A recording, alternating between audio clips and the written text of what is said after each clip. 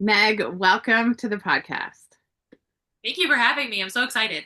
Yay! I'm going to give a little bit of an intro, which is that Meg is my mediumship development teacher. So I got a message from Spirit that said you need to start mediumship development from a friend of mine who was developing with you. Shout out to Amanda. And I knew you from Camp Chesterfield church services, and I always loved how like heavily tattooed and queer and magical you are. And Just I a was little. like, just a little. And it's a little bit not what one would expect from a psychic medium necessarily, but of course, mediums can come in all shapes and sizes. So I'm excited that you are uniquely Meg. Uh, so will you tell us a little bit about what you offer and who you are in the world? Well, I'm a lot of people in the world. That's a big It is a, statement. we'll get Um, there in the next hour, but tell us, we will. get We'll us we'll dig started. into that a little bit. Yeah. So I'm Meg Wolciffer. Uniquely Meg is my business. I am a resident here at Camp Chesterfield in Indiana. I'm also a minister, which is one of the weirdest things ever is being ordained, but I am. I am a medium. I'm a spirit artist. I'm a teacher. I'm all kinds of fun things. Yes, I do also have a muggle job. This isn't the full time thing, but this is the thing that I love the most. It fills my soul and my heart. So I offer all of those things both virtually and in person. I have lovely human beings that I get to meet with virtually as well as live and in my little seance room, which is where we are right now. So, yeah. Okay, and I'm going to post a link to Meg's website and all of relevant socials. But will you explain first what is Camp Chesterfield? That's a very good question. Um, so Camp Chesterfield, she's been around, and it is a she. She has been around since 1886. She is a spiritualist community. So spiritualism, that is what I am ordained through, and it is the belief that part of my religious walk is that life continues after we pass, after the change of death, and that through mediums you can communicate with those on the other side. So that is part of my religious practice. Um, so Camp Chesterfield, there are so many mediums that are here and ministers that are here, and so it's a group of like-minded people on these beautiful sacred grounds. We have a college, so you can go through the same programs that I went through and become a certified medium. You can become a healer, a metaphysician, and you can become a minister if you choose. We also have church services, as Bevin alluded to. We have them online and in person. We host festivals. We have a bookstore. We have a hotel. There's a lot of really interesting things. And if none of that is interesting to you whatsoever, we also have 44 acres of beautiful grounds that you can stumble your way through. You can go back into the woods and go sit by the river. It's a magical place. It truly is. I truly am blessed to live here. It's absolutely lovely. Is it different living on camp than it is living out in the Muggle world? Yes. What are some specific differences living like in a place where it's all medium? Sure. So, first of all, it's like a small town inside of a small town. So you take small town life and then you pack it full of other people that, yes, we're like-minded, but just like everybody else's small towns, you know everybody's business, Mhm.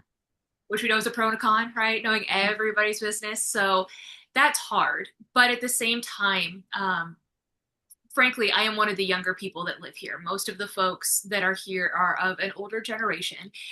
And living here, it's kind of a dual purpose because us younger kids, quote unquote kids, we take care of our elders here. We make sure that they're okay. We check in to make sure that their power didn't go out, or if it did, can I help and assist you? When somebody has to go into the hospital for a procedure, right? We have a community that supports and sends, love and healing energy to the people that need it. So that is definitely a pro. It's just that small town living inside of a small town. It can be a lot, but I can also walk the walk and talk the talk, right? I'm not just saying, oh, I'm a minister and a medium. I do it every single day. So I'm living it. And so that in itself is fantastic. And I wouldn't change that for the world. Do all of the houses at Camp Chesterfield have seance rooms? Surprisingly, the answer to that is no. Oh. No, they don't. So back in the day, in the heyday of camp, in the heyday of the world, there would be people packed on the streets. You could walk up to a door and knock on it and get a reading, right? Or sign up for a seance that was happening that night. So it used to be huge. And so if you ever come here, you'll see that a lot of the houses look like they have additions added onto them. So people would add on seance rooms, or when camp was established, well, first it was tents and then it was like little shacks. So most of these houses started as little bungalows that you would just come to for season, which was June through September, like sometime in September at the beginning, and then you go home. So there wasn't necessarily bathrooms. There wasn't necessarily a kitchen, right? It was just an open space for people to do the work in. And then there were hotels. But it grew to the point where we do live here full time. Not all of us, but a good majority of us, we live here full time. And the seance rooms that are here are fantastic. Fun fact, side note, this seance room is one of the longest running seance rooms, where there's always been a working medium inside of this home practicing. Not that it's the oldest house on grounds, but the longest running seance room. So some people don't have one and they will do their readings out of their living rooms or out of their kitchens, but there are quite a few. The majority have some sort of sacred space set aside to do seances and circles and readings and teach and all of that. So How exciting. Um, seance room just sounds like so specific. You know what I mean? It's like you can do mediumship out of pretty much anywhere, but a seance room. you can. So a traditional seance room, what makes it a seance room is that you can black it out. Oh, So that's more. the difference. So people can have a space that still has windows and it wouldn't be a traditional seance room, because traditionally, if somebody goes into trance to do a seance, it has to be dark Mm. or red light, right? So it can be light, but it's very specific light, because otherwise, getting into terminology here, ectoplasm, it dissipates in the light. So to produce phenomenon such as raising a trumpet, which I have on both sides of me, or having a spirit materialize right out of the middle of the room, it has to be dark so that that energy can build and it can work. Daylight, it dissipates that energy. So this room can be completely blacked out. There's no windows. The two doors have curtains over them, so I can completely black out the room. Oh my God, I didn't know that. I love that. Will you explain what it means to raise a trumpet? Yes. Hold. We'll get the little one. So there's three in here. So this, it's not like the kind of trumpet that you play. I know people are like, oh, you could play that. I guess you completely could play this. But they are made out of tin normally, or a very, very lightweight metal. And what spirit does is, so ectoplasm is just energy, right? It's not people, it's not like the movies, right? It's not like exploding out of people's mouths. I mean, it can, but it can come out of just any pore of your body. So it doesn't have to be weird and gross. It But doesn't have to be like Slimer in Ghostbusters. no, it does not have to be like Slimer. It is, think of it like fog, Oh, okay. like a thick fog. Like that's exactly what it would appear to be. Um, but so spirit will take the ectoplasm from the medium and from the sitter. So they're borrowing energy, if you will, and they will build like little, like from that ectoplasm, they'll build like little stilts, right? To be able to move this. It's not like spirit's hand is coming down and grabbing it and picking it up, although that would be cool. They need some sort of tangible thing, right, to make it move. And so they use the energy to raise and move it around the room. They can also build, see, it's hollow on the inside, so they can also build a, like a voice box, if you will, like take the blueprint of your voice box and put it inside of here so that they can speak through it and you'll hear the voice coming out of the other side. Yeah, and they can also do apports through it, which means that objects will, that were not in the space before. A lot of times it's stones or jewelry or money. I've seen flowers, all kinds of different things, but right, an apport will drop out of it. And so an apport, they basically, spirit would find this somewhere in the world and they would speed it up energetically, right, with their little vibration. And then they would take it where they want it. And then they would slow it down again so that it becomes whole. And then it's there for the sitter. And generally they would fall on the floor in front of the people that they were meant for. Okay. I want to just say for the people who are listening and not watching, that was a long cone made of tin. And I want to clarify that basically spirit, these feel like party tricks. You know what I mean? It's funny because I've had many psychic readings, many mediumship readings, but never seen someone raise a trumpet. But I suppose if like I went to a place like Camp Chesterfield, um, So currently at camp, there's nobody that can do it. A lot of us are working towards it.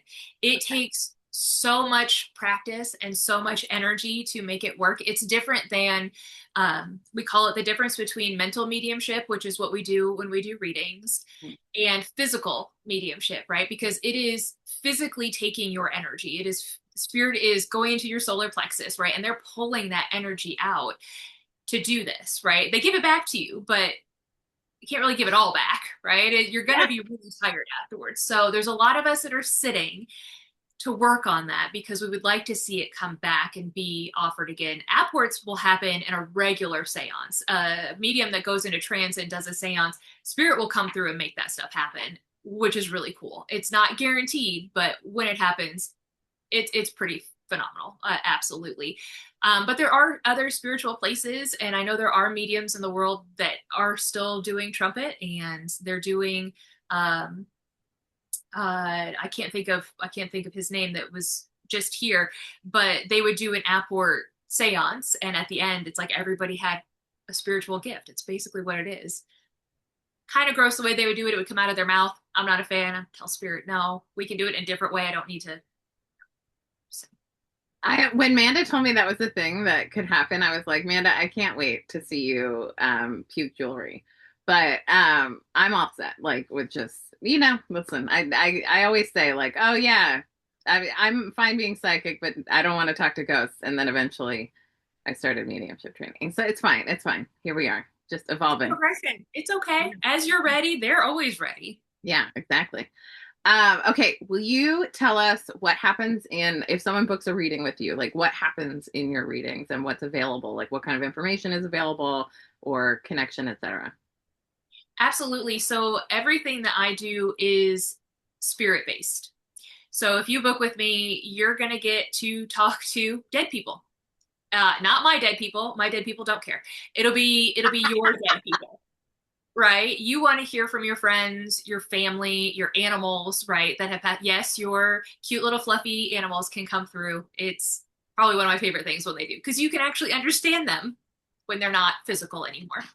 Um, I always start off every session of mine with numerology because I love numerology. You can book full numerology sessions with me as well, where I take your whole name and your birthday and make a lovely little map, tell you all about yourself. You'd be like, oh my gosh, it all makes sense.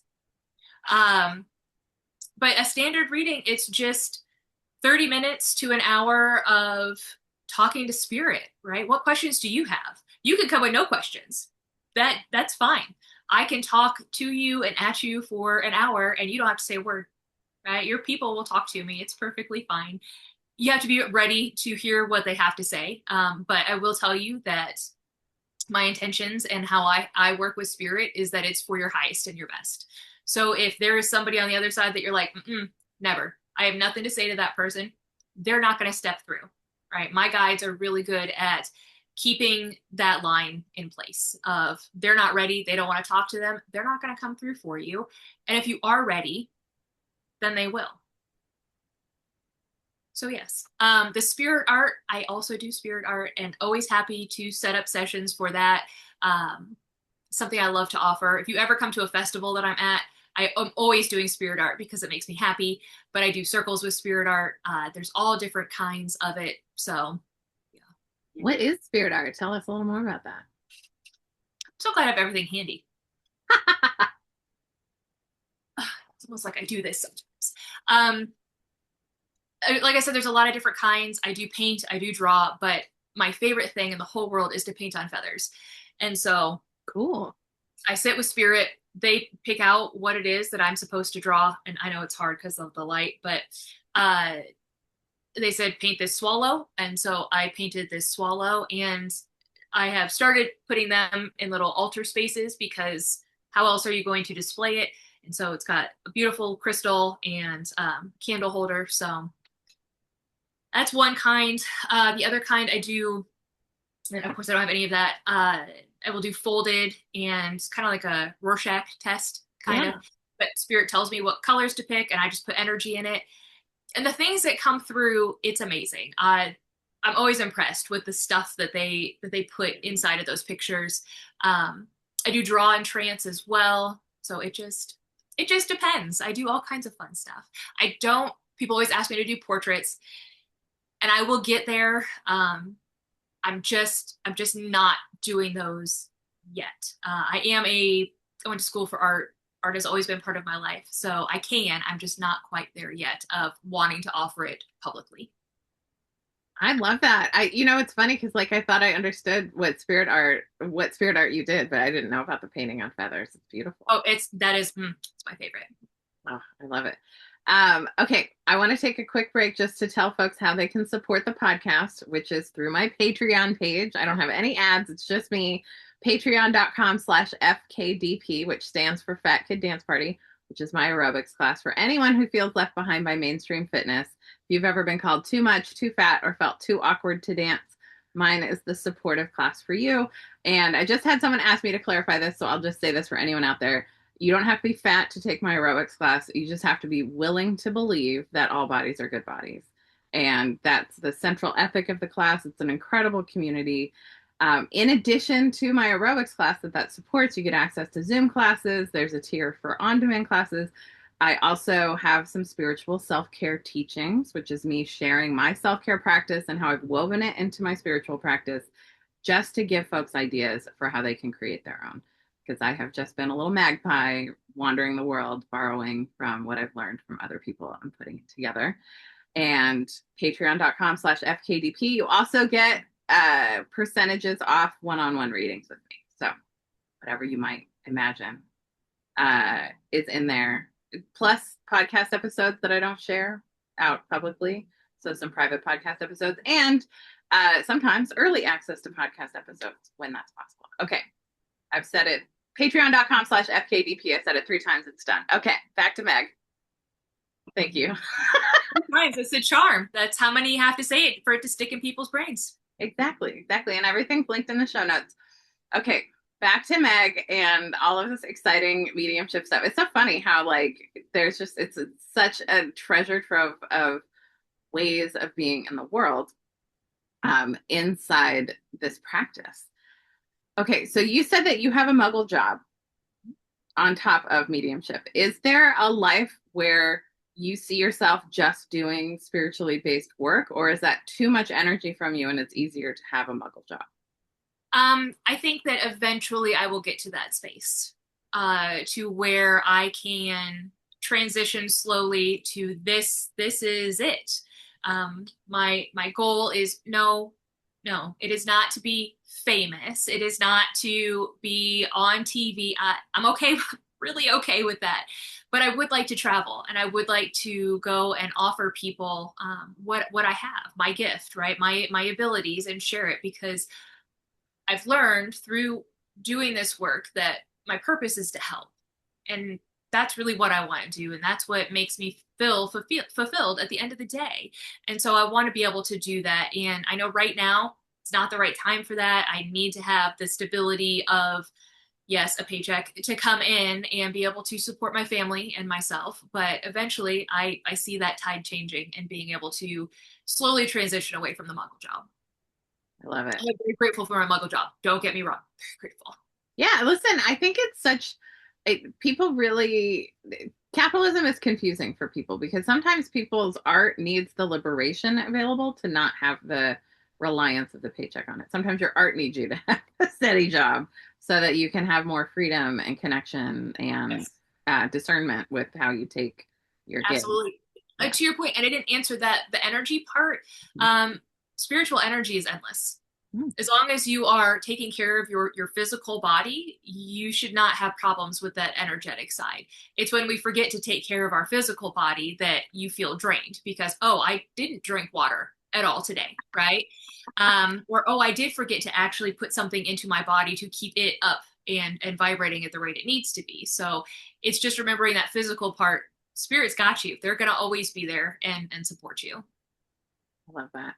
Um, okay, so you began, when did you start your mediumship training? When did you like click into that? When do you think I started my mediumship training? Listen, Meg, you exist in a realm that does not land in time and space to me. Like, I genuinely thought you were 36 years young, like, for a very long time. So, like, I you, love that for me. I love that for you too. And, like, you look like you're in your 20s. So, you're the kind of person who, like, exists out of time and space.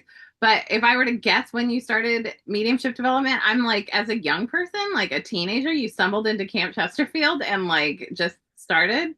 I don't know. And sometimes I think of my life and what it would have been like had I stumbled into Camp Chesterfield because I only lived 30 minutes away from here and had no idea it existed. So, um, I started this lovely journey by stumbling into Camp Chesterfield in 2016. 2016. I didn't start studying Oh, until 2017. that So in is 2017, I 10 took my years very first ago. class. You didn't even know it existed until 10 years ago, and you've already come so far. Okay. Sorry, I didn't mean to interrupt you, but wow. Okay. Oh, that's the reality of it is um, I mean, the first time I came here, I was like, ooh, yes, please. Like, I need more. And I did. I dove off that diving board into the deep end and said, I want all of it. Give me all of it. And for about 4 years straight, I took every class that was offered. I was here all the time. I really made it part of my life. And then COVID happened, right? And I could come here, but also I kind of pulled away from everything. I think a lot of us did. A lot of us, some people went spiritual heavy and said, okay, let me dig in. Some of us went, you know what, I'm going to back off this. And I was that latter form. I backed off. And it took me about a year to get back into it after COVID. So it was like getting back on a horse that you hadn't ridden for a while. It was rough. It was rough. But I learned a lot in that time away. And I always tell all my students and anybody else when they're like, I really feel like I need a break, but I don't want to lose where I'm at. I'm like, take a break. And when you come back, be open to the change because it won't be the same. Be open to how it is now. So I'm grateful for it. But yeah, I haven't been in this for very long. It feels like forever, but I haven't been. I haven't. Oh. Okay, so how long did it take for you to become a minister from start to finish? Ooh, a minister. But That that's the was highest level, right? There's all these different levels of certification. yeah. I was ordained. It'll be 3 years this October. Oh, okay. So I haven't been. I've been ordained, for a while. Still feels like yesterday. Still very weird. But you don't have to be ordained, right? Some people go to the mediumship. They're like, I'm good. Or they really want to be a healer and they get that and they're like, that's perfect for me. Or they want to be a metaphysician and they go through all of that. I'm still studying. It doesn't stop just because I've, been ordained. I will be testing for my metaphysical stuff, right? I really want that. That's part of my path. So yeah, it doesn't stop. I love that. What was it about Camp Chesterfield that like called you to begin studying? So coming through the gates onto the grounds, there's a beautiful stone, like it used to be an archway, which was gorgeous, but a truck took it out. So it's just stone pillars, and you come in and you are just greeted by the magic of the grounds that are here. And it was so peaceful. It felt like I was going on a retreat every time I came to camp. It was like, oh, that is my home away from home. That's where I go to relax, where I go to put away the earth and regular stuff. I used to get in trouble because I wouldn't text as much, right? When I was here, are you alive from my spouse? It's fine because you kind of disassociate from the real world. There's not TVs everywhere. There's not right, it's just you and the grounds. And so having those feelings and just feeling very much like this is where I was supposed to be, and it still feels like that even though I live here, it's a little different now that I live here and you see behind the curtain and you see all of the inner workings, but it draws you in. It draws you in. And I knew nothing about, had I ever been to a psychic before? Yes, my mother took me on like my 18th birthday because she thought it would be a good time. But other than that, I hadn't really had any experiences. Yes, as a teenager, when the craft came out, playing with Ouija boards, playing with the tarot cards. But I can look back now, hindsight, and go, oh, yeah, no, I wasn't making anything move. Spirit was making things move. It's fine. But I didn't have any of that pull to where I am now. I also had zero pull to be a minister. I'm sure people that I went to high school with and that I was in the military, the people I was in the military with are like, you're a minister? Are you sure? Like, it wasn't one of those ordained me now. I'm like, no, I went through the whole process because I was that kid. I was that kid. When you say that kid, what do you mean? I did not fit in a box. Mm. Right? I didn't belong to any group.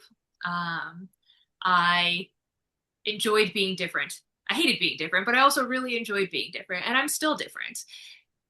And I think that was one of the things that camp needed, because I won't say that I was the first different one, but I was one of the first visually different looking. I had purple or blue or whatever color hair was floating my boat at the time.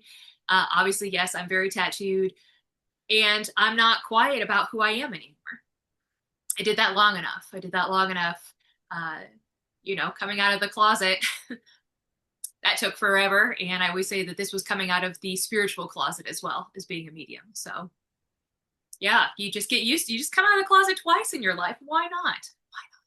And then it's like, it feels like so many more closets to come out of. You know what I mean? It's just like one thing after another. It's like, oh yeah, like here's more about me. And I've just had to get used to being so different and had to really rewire my idea of belonging, because the overculture holds hostage our belonging, which is an actual human need, to our conformity. And once I realized I didn't need to be like other people in order to be safe, it Yes. really relieved me to just keep being weirder and weirder and following my unique soul's path. Which is why I love the teaching that I do, being a development teacher, because everybody that's they're all so different. Everybody is so different. They're at a different stage of their development, but they're also different people. And it just shows you that it doesn't matter. It doesn't matter how different you are. Everybody can do this. Everybody can be a medium. If you want it, you can.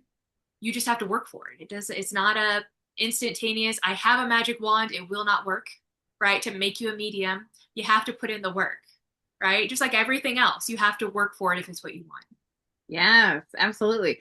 Tell us more about what you offer in terms of mediumship development. Yeah, so mediumship development, I've got 3, which feels like I'm going to have to make a 4th class at this point too. Got so many people, and I'm not mad about that. I love it. I really do. But I have different classes for people that are at different levels, both in person as well as online. And you truly come as you are. You tell me what it is that you want, and that's what we work on. We work to get you there. If you want to be a medium that does this kind of work that I do, I will get you there. If you want to be a medium for yourself because you've got somebody on the other side that you just want to connect in with more, I can do that too. That's perfectly fine. For me, it's literally meeting you where you are and supporting you along the way of where you want to go. So there's always some sort of class. There's always some sort of knowledge that I bring or that somebody in class brings up and we talk about, because that's just as important. Tend to try to get a meditation in there depending on how much we chat beforehand. And then I know, see, she laughs because it's a real problem. A lot.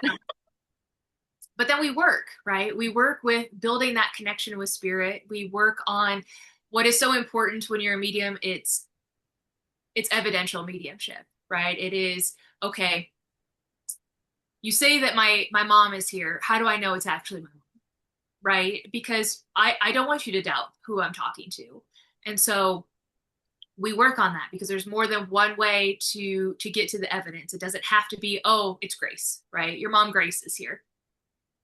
Okay, I know a lot of people named Grace, so give me more, right? They should be able to provide enough information that you're like, oh, I know who it is. Perfect, thank you so much.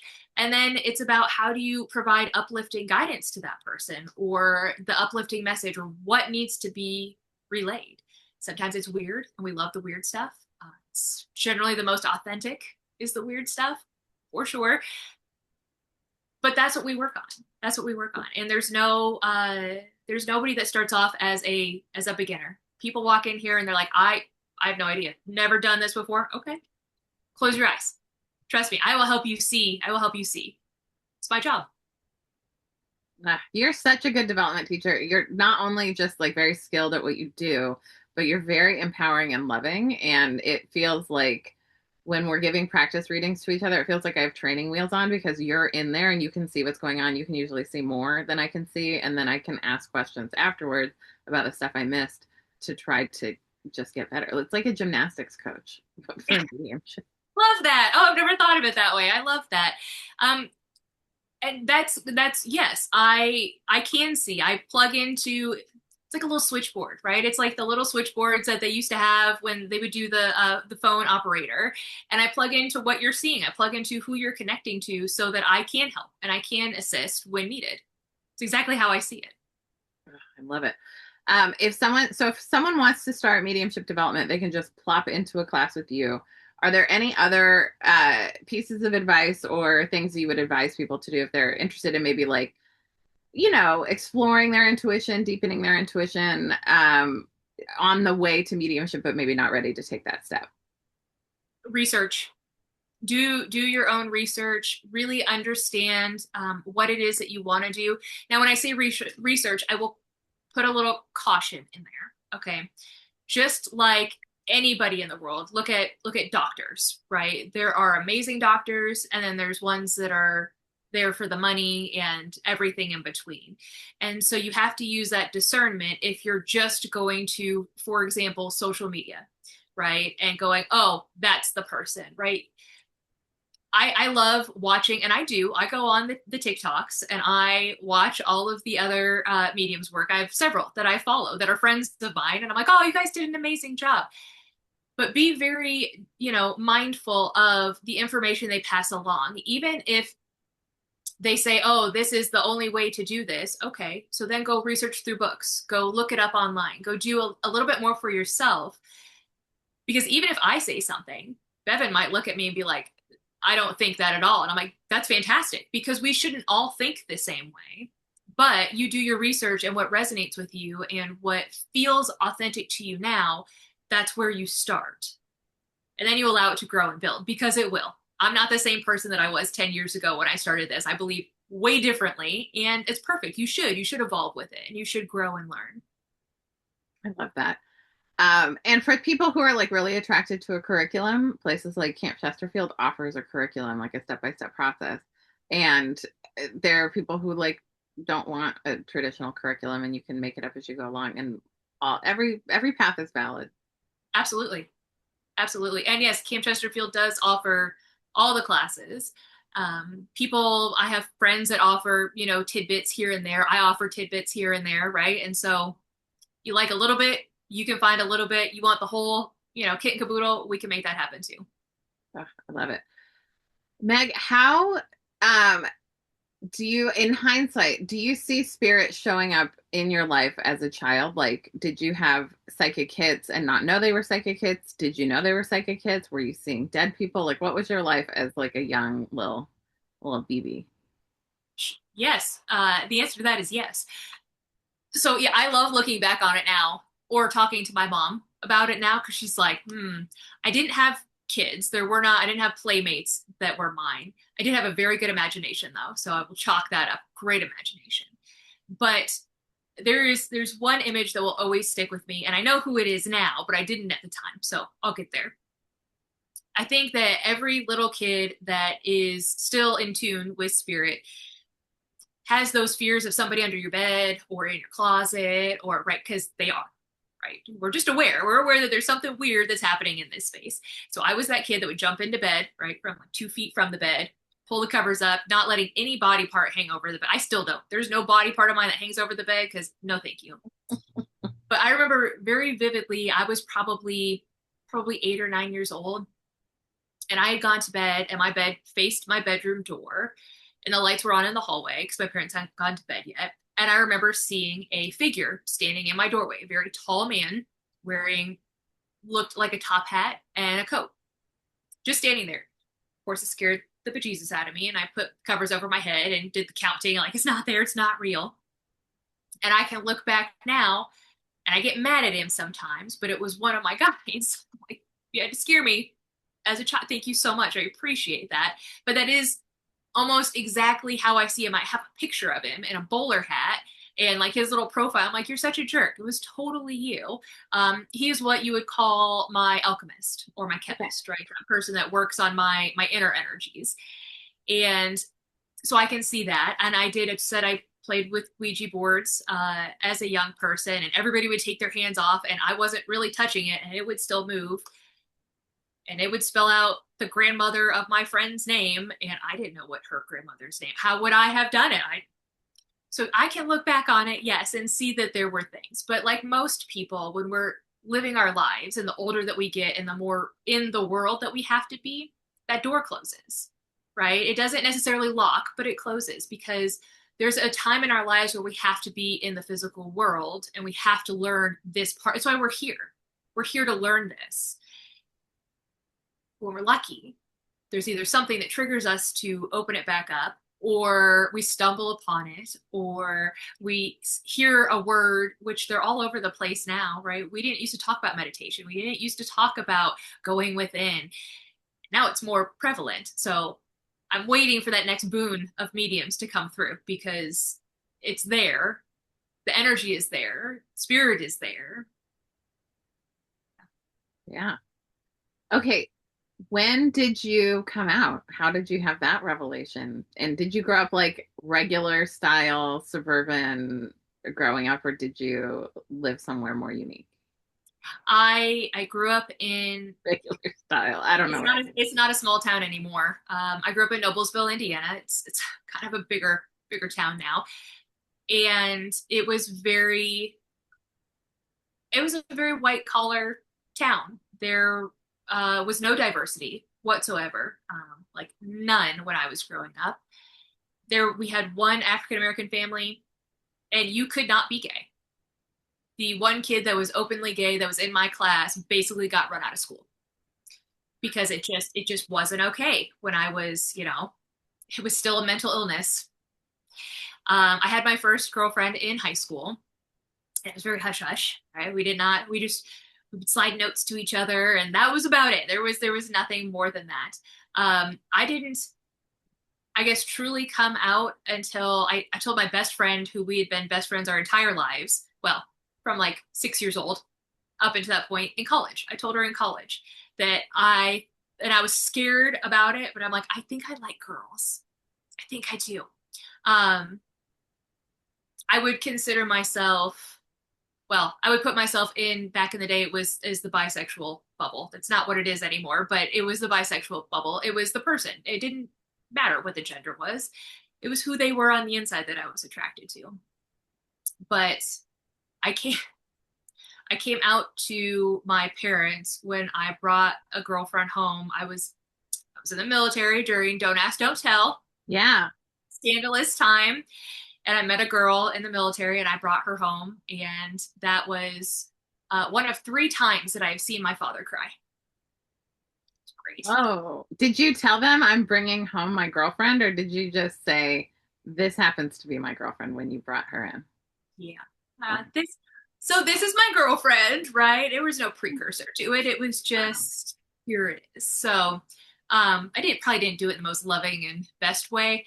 However, I felt like I just needed to do it. And so I did. But yeah, I mean, after that, life was easier. We'll just put it that way. Life is easier when you don't have to try to hide things or play the pronoun game. Anybody else remember playing the pronoun game when you were dating a girl and you're like, they, right? And now it's non-binary, and that, I live in that world now because my child is non-binary, so it's very easy. But I remember always having to think about, okay, you can't say her, but you really probably shouldn't say him because that doesn't fit either. And so it was a pronoun game. I still play the pronoun game. It's how I come out to almost everyone, because I'll refer to an ex and then I'll intentionally use pronouns, whether it aligns with their current identity or not. I will use it to serve the information I need to serve in the conversation. So usually I use the pronouns to come out to people versus the old pronoun game of like not coming out to people and hiding what's happening.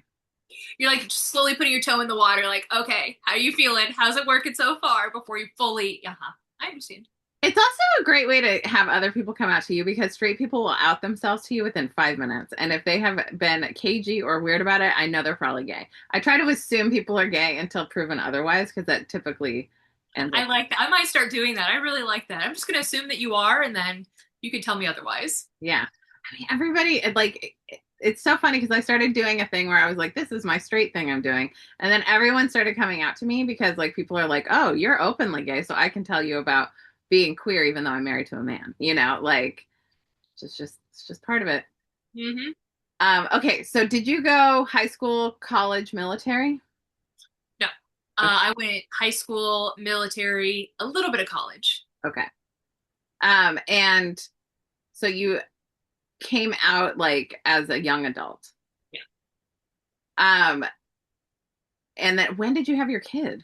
See, again, your age is nuts to me. I'm like I in this know. in this thing where Yes, you have an adult child.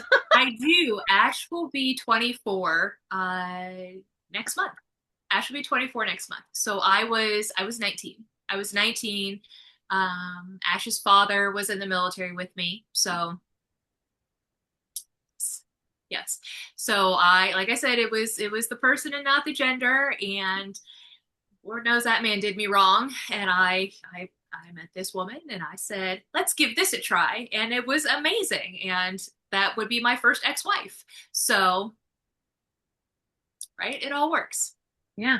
How many ex-wives do you have now? I just have one. Okay, so you only have one ex-wife. Um, And just a current wife, right? and Like current wife, the yeah. one that I've been with for, wow, 13 years? A hot minute. A hot minute. Yeah, and through quite a bit of changes actually within like the first 3 years, you were like, "Oh, I'm into this place, Camp Chesterfield. I'll text you when I leave the bubble." Yeah, that's a fun story too. That's a very fun story. We actually, when we met, we were friends for a really, my wife and I were friends for a long time, or what she would say acquaintances. We knew of each other, weren't friends. She's such a stickler. And we started dating, and within 2 months, I moved to Arizona. So we long distance dated for about a year before I came back, and then we got married. So Oh, were you single momming it and like moving to Arizona? Wow. Why'd you move to Arizona? job. I got offered a position, upgrade of a position, and I said, why the heck not? Why the heck? I sold everything except for what I could fit in a tiny little one of those moving cubes. And I sold my car, sold my house, and we went. Wow.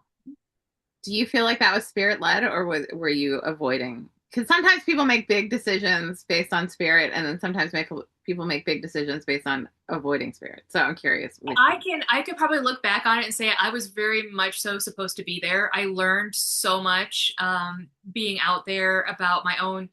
When we're in relationships for a long time, we tend to lose pieces of ourselves, or we put pieces of ourselves that we really loved on the back burner because they just didn't fit quite right. And so I really was able to refine and reconnect with a lot of just me. I would go for hikes in the desert. It was great. It was great. I miss living out there. Kim said it was too hot, so she wasn't going to move out there with me, which is why I'm back in Indiana. Yay.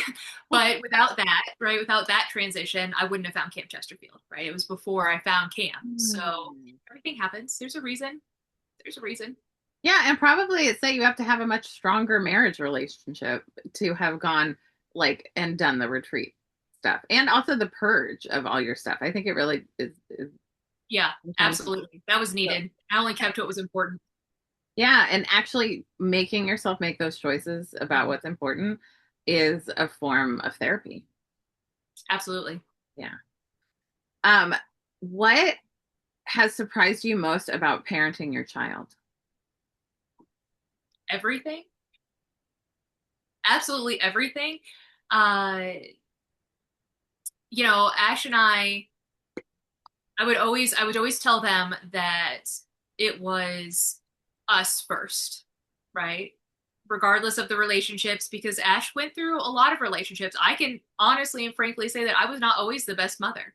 I wasn't. And I'm aware of that. I was young. I was 19. Oh yeah. I didn't even know who I was at that point, let alone how to be a mom. all I knew is that I wanted to do it on my own, and I didn't want to take any sort of handout. I wanted to figure it out. Not to say that there's anything wrong with having support and with, getting what you need, because you should if you need it. But I knew inside that I would just have to buckle down. And I got an apartment and I got a job, which is why college never became a full thing, because I worked and I made sure I could pay my bills and be a mom and figure out daycare is dumb.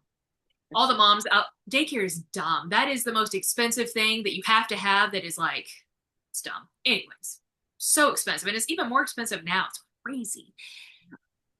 But I always tried to make sure that Ash and I did stuff together, that we had those connections of just the two of us and, mom time and Ash time.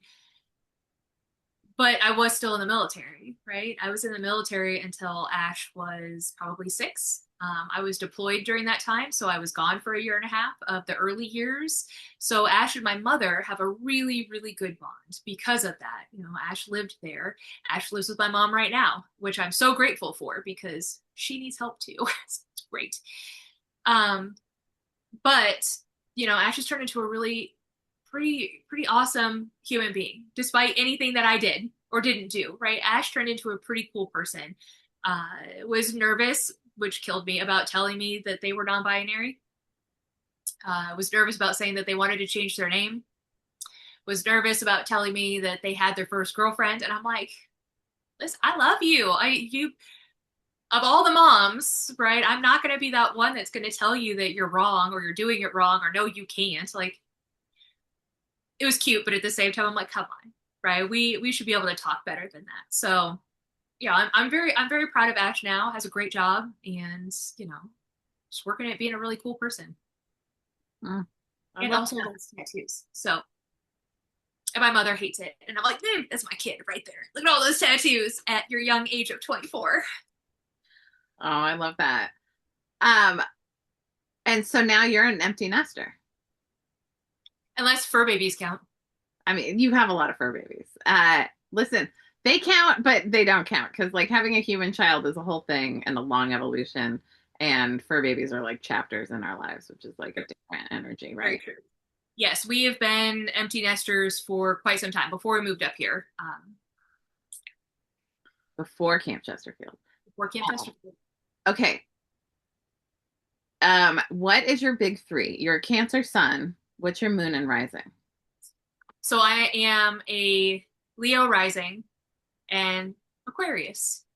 Oh, Aquarius. Oh, I love it. I tend to attract Leo risings. I've had a lot of Leo risings on the podcast. You're cool people. That's why it is that I always joke and I say that I am a very extroverted introvert. Because I can be out in the world and you will see me coming, but at the same time, I like to be at home and in my little safe space and not talking to anybody. So I think a lot of us that are Leo risings really fit into that. I think so too. I would say it's like willing to be in the spotlight for some service, but not desiring to be in the spotlight. It's like not an inherent part of the personality. It's just something that, and also Leo risings tend to be pretty hot and like big lights in a room, like flipping on a switch almost. Oh, I love that. Okay. When in your life have you been an underdog? Always. Tell me more about that. Is it an okay answer? I feel like always. I have part of the Robert Frost poem tattooed on my ribs that, I took the path less traveled by, and that's made all the difference because that has been my literal life story. Even from like, I didn't have all the friends, right? Growing up, I had my tiny little clique of people that we hung out, but I was told, well, you can't go in the military. You'll never make it. And I said, okay, watch, I'll make it happen. So I did that. I got pregnant at 19 and I was told, you can't do that. You need to figure that out. That's, not going to work for you. And I did it, and I single mommed it. Being with women, you can't do that. You're not going to get anywhere in life. How are you ever going to be successful? Not finishing college. And I've had many really great careers, and that's never been a stumbling block for me, is not finishing college. even coming up here and, doing the medium and the ministerial work, there was still that sense of, well, you're too young, right? We can't put you in these different positions of authority because you're too young. You're not seasoned enough. Are you sure you want to live here? You're young. There's always been something. There's always been a reason why I can't, or that ceiling that's being placed in front of me. And I don't do well with that. I like a challenge. I will take that challenge and I'll prove you wrong because of course I will. Of course I will. So I feel like I've always been the underdog. Always. I love that so much. Because it's like, I think when people don't expect much from us, it's it's so satisfying to prove to them that, you know, here I am. And Exactly. it's interesting that you didn't go to like academic college and you made a successful Muggle career, but you went to Camp Chesterfield and pursued ministry, which is like a whole ass degree basically, and pursuing even more than that. So in many ways, it's like you have the scholarship bent, but in something that serves you more and serves the world more. I would agree with that. Absolutely. I did go to college just for like 2 years, and then being a mom and the military, and there was always a reason why I couldn't just go and finish. Like I said, I was deployed during one of them, and my second deployment was actually during Hurricane Katrina and Rita. I was down there and supporting during all of that, and so I had just started my next semester of school, and I'm like, I can't, right? That's my duty. I have to go, and so I was gone for I think 8 months for Wow. all of that. So What branch of the military were you in? So I was in the army. Wow. Um, and when you said, like, I know Don't Ask, Don't Tell, you said it was like scandalous to have a girlfriend, but it was also like full of shame. Like the Don't Ask, Don't Tell part, I don't know. I lived it too. I was like an adult. My friends were in the military and gay, right? Like, and so, what was it like to be in the military at that time? And do you think it's any different now? Well, you've met me. Yes. People generally like me. I'm a pretty personable person. I get along with most people. So I didn't have any fears. It was the people that um,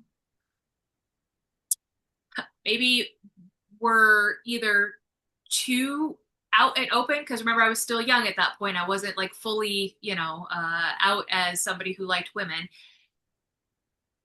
So I didn't, I'll say I did like, I don't want to say flaunt, it's not the right word, but you wouldn't have looked at me and gone, oh, there's a lesbian. You just wouldn't have. Although I did have my head shaved at one point, but still, it's so cute. It totally GI Jane it. I just shaved it all off. It's fine. Yeah. Yeah. G.I. Jane. I love it. Well, and Pink was always one of my people, and so I'm like, oh, she has all her hair cut off. Let's do that too. But also the people that rubbed others the wrong way. So my ex, people just didn't generally like her as a person. It's just a regular human being. Had nothing to do with her lifestyle. And because of that, if you rub somebody the wrong way and they know something about you, it's very easy to go, hey, go investigate this person for being gay. And I feel like that's how a lot of that went down, not necessarily for everybody. Nowadays, it was more openly accepted. It was. It's not anymore, but it was.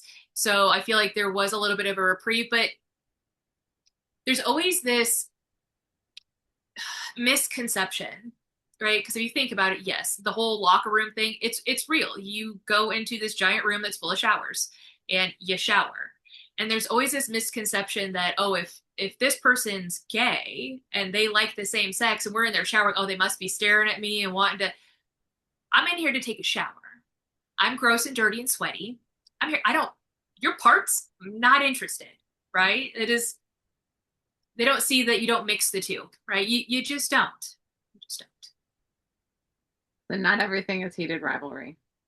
No. No. And it's not always about the sex, right? It's like, Oh, no, like I'm gross and dirty. I just want to get clean. Like if you want to talk later, cool, but no. yeah, but no.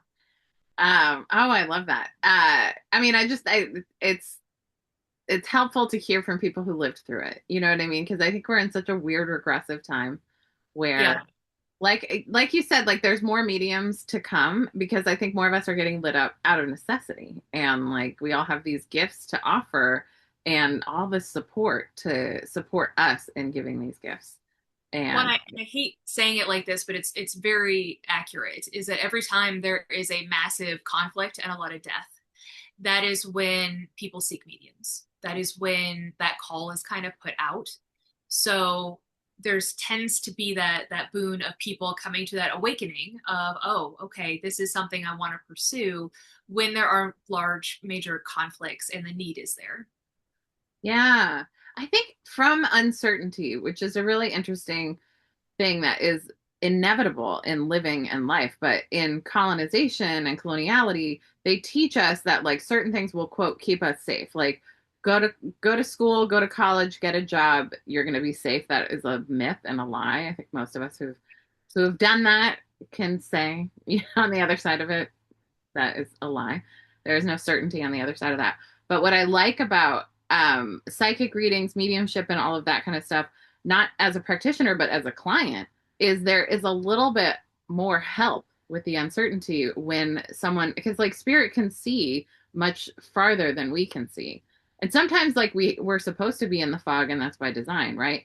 But like there is like I just love that. I find it very reassuring. I feel like it helps me like confirm things that I've been thinking, but we're not really raised to know our intuition and to validate our intuition. So having that kind of validation is really helpful. And spirit can just kind of like send you in the direction that your soul is longing to go into instead of like Absolutely. Well, time is a linear construct for those that are physical, because that's what time is. And in the spirit world, it's not. So they can already see the outcome of the three bad choices that you might choose to make. There's still choices that you can make, but we're going to tell you that maybe you want to look for that fourth one, because those three, not so much. So yes, they see the bigger picture, but they can also take off the blinders and really look at the past, and they can really bring forward that information for us. But we have to remember that it's always our choice. It's always our choice to listen. It is our choice to do what they say or not. And then we live it. We live it. And the guiding forces that work with us, they're not going to walk away because we didn't do what they told us to do. Yeah. They're going to sit there and go, how'd it work out for you? Or at least mine did. Like, how'd that go? Not so great. Let's not do it that way again. And like, okay, so listen next time. So it's still all about choice, our free will. I love it. Meg, will you say for the people who are listening the best ways to find you and get a hold of you in the world? And of course, we have the show notes. People can clicky whenever. Oh, absolutely. So on Instagram, Facebook, and TikTok, it's uniquely Meg. It's not hard because I am a unique little creature. So uniquely Meg. That's me. I also have a website that is linked in all of those different places that you can find me on. And if nothing else, no other way, if you go to campchesterfield.com, Camp Chesterfield has me listed under the mediums page because I live here. So you can also get a hold of me that way.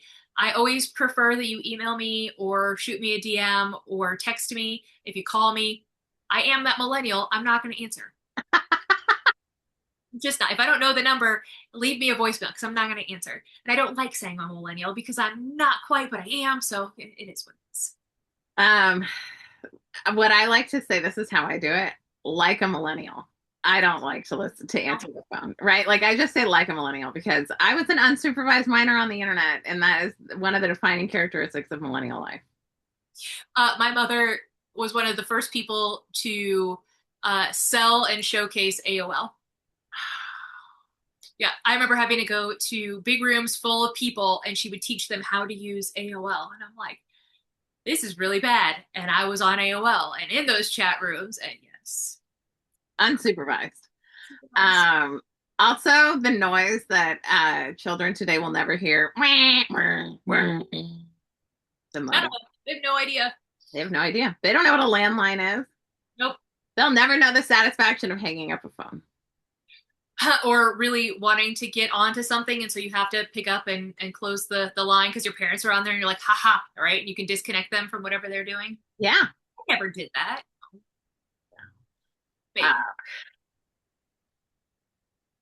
Did you have a household that had two phone lines, or did you have a household with only one phone line? Eventually we had two, but not at the beginning. not at the beginning. They got very mad at me. Are you still on that computer? It's so bad. It used to cost per minute, people. If you wanted to go on the World Wide Web, you would have to pay per minute to America Online. I And can't even imagine the phone bills. I have no idea, no concept of that. But sorry, mom. thanks, Mom. Dad's in spirit. He's just laughing at me anyway, so it's fine. How old were you when your dad passed? It was 2017, so I was newly discovering spiritualism when my dad passed. Oh my God. It was the best thing. It was a saving grace that I had already found Camp Chesterfield and started learning when he passed.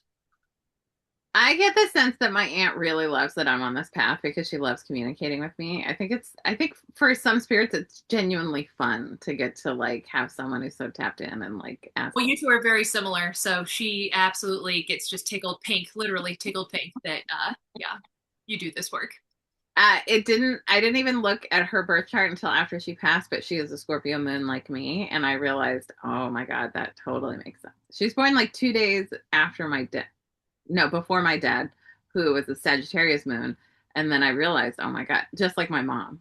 Anyway, there was domestic violence. I wasn't surprised as soon as I saw they were both Sag moons. I was like, oh yeah, that totally tracks. It explains everything. Yep. Yeah, totally.